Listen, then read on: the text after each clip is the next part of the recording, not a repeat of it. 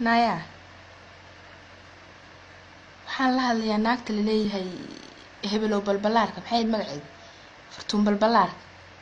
naaya horta fool xumidana carabdi ku dhasho was adduunka waxa la yiri qofba qofku ka fool xun yahay waa ka kibir badan yahay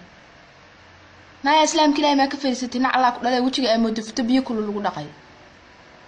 halkan fiiriya waa tana naadu tira badnida mar aad dhahdid nin baa ii soo xiray surwaal mar aad dhahdid calool baa saan ah mar aad raadiyo ka hadashid mar aad nin ku dhagtid naadu kala tira badnida wanayo qofkan dadkii dhalamay qabsadaan ama qof xaar soo hayo biyo ilaahay yaqaan oo islaam ah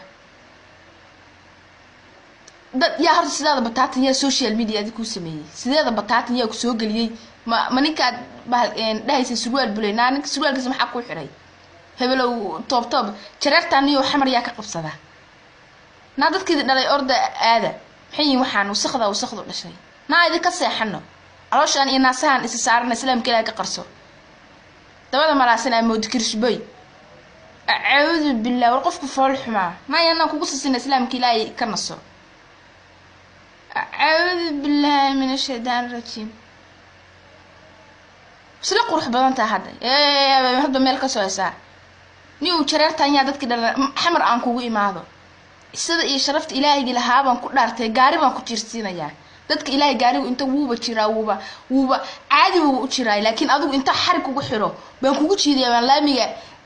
iska bakaaraan kugu jiidiyaa wallahi diin kale ma haysatid qof iyo bishmaa balaqsan la aamoodo habar futadeed